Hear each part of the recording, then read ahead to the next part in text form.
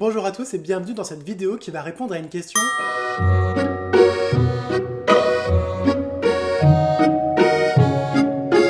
Je suis Buzz l'éclair. Oui, donc j'ai bien 29 ans et j'ai bien Buzz l'éclair en ma possession. Je suis Buzz l'éclair, ranger de l'espace. Je protège la galaxie contre la menace d'invasion.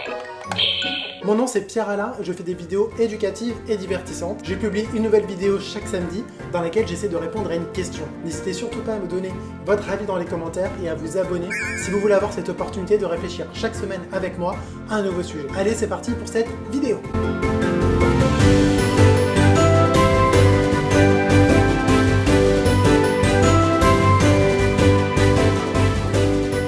Mercredi prochain, le 26 juin, Toy Story 4 sort au cinéma. 9 années après la sortie de Toy Story 3, nous avons donc une suite et je vous avoue que je suis à la fois très excité et un petit peu inquiet. La fin de Toy Story 3, elle était juste parfaite, elle venait vraiment bien clôturer la trilogie Toy Story et elle n'appelait aucune suite, ça aurait vraiment très bien pu se terminer comme ça. Parlons un peu de l'histoire qu'il nous a racontée dans les Toy Story. Qu'est-ce qui se passe dans les films? Les Toy Story, c'est ce qu'on appelle des buddy movies, c'est-à-dire qu'on suit les péripéties de deux héros qui sont totalement opposés aux antipodes l'un de l'autre et qui vont devoir collaborer ensemble. C'est un genre de film qui est assez classique dans le cinéma, vous avez tous déjà vu des buddy movies, mais pour un film d'animation, lors de la sortie de Toy Story en 1995, c'est quand même très original. Les thématiques les plus abordées dans les Toy Story sont les suivantes. Premièrement, la peur de l'abandon. Les jouets sont vivants et ils ont tous très peur de ne plus être utilisés, ils ont peur d'être mis au placard ou alors pire, dans la cave. Et dans cette peur de l'abandon, il y a également une compétition entre les jouets parce que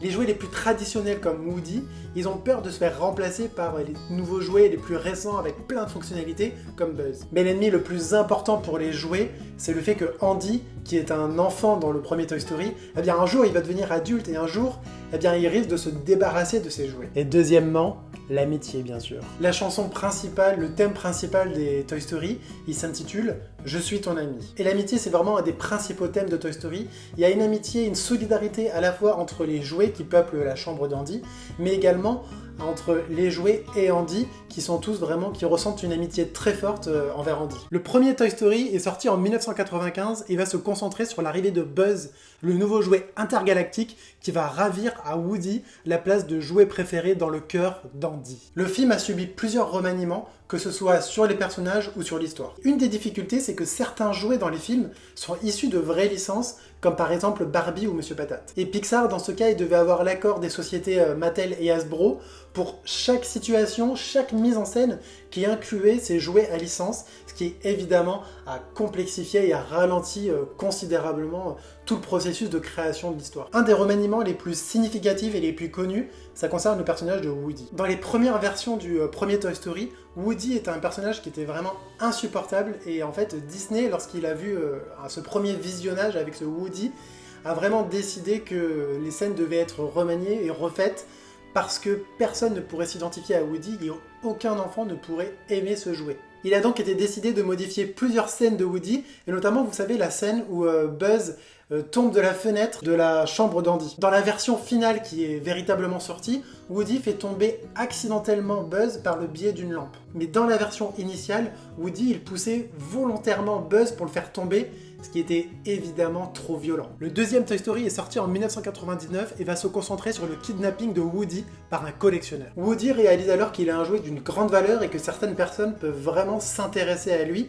même si c'est pour des mauvaises raisons. Mais les autres jouets de la chambre de Andy vont se mettre à la recherche de Woody qui a été kidnappé parce qu'ils sont amis, parce qu'ils sont solidaires les uns des autres, et Woody va se rendre compte que sa vraie place, eh bien, elle est dans la chambre d'Andy parmi tous ses amis. Le troisième Toy Story, il est sorti en 2010 et il se déroule lors de l'adolescence d'Andy, alors que celui-ci n'a plus envie de jouer avec ses jouets car il est devenu trop grand. Il a alors décidé qu'au lieu d'être jetés, les jouets d'Andy vont être donnés à une garderie d'enfants pour être réutilisés par d'autres enfants. Mais malheureusement, tout ne va pas si bien se passer que ça à la garderie. Et parlons maintenant un petit peu des coulisses de la création de cette saga Toy Story.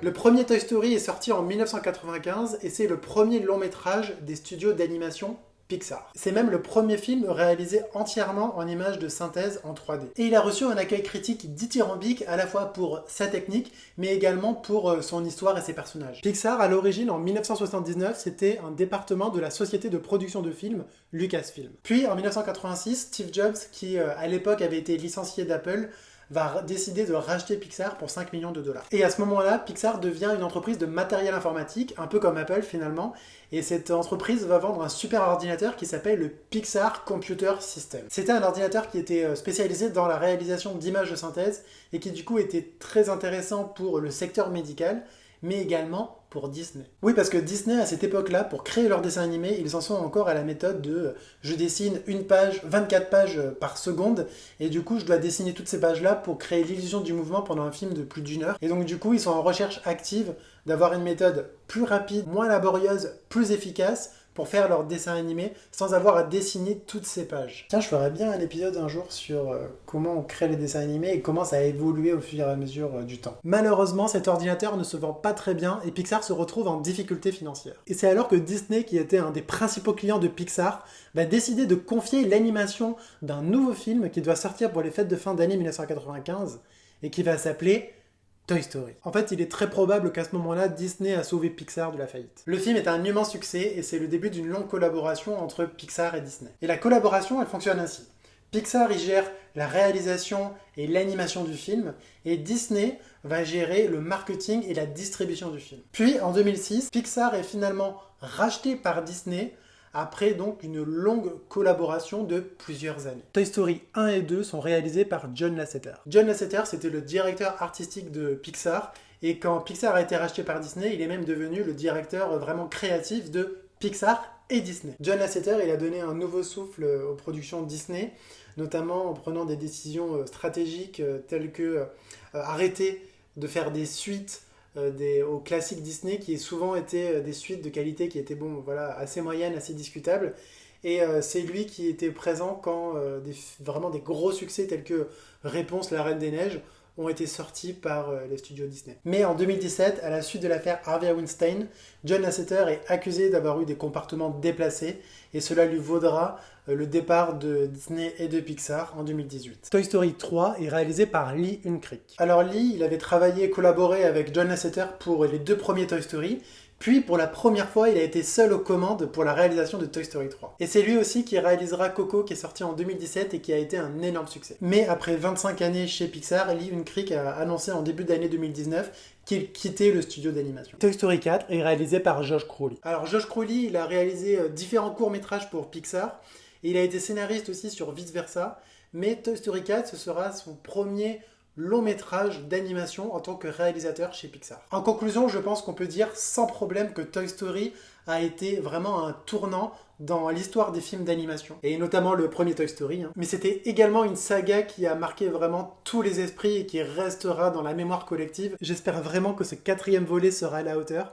et qu'il ajoutera une pierre à la saga déjà bien remplie de Toy Story. Mais quoi qu'il arrive, même si par malheur ce Toy Story 4 était décevant, cela n'enlèvera rien à la qualité des 3 premiers Toy Story, et cela n'enlèvera rien au fait que la saga Toy Story a marqué l'histoire du cinéma. Voilà, j'espère que cette vidéo sur Toy Story vous a plu, et comme promis, je vous dévoile le sujet de la semaine prochaine.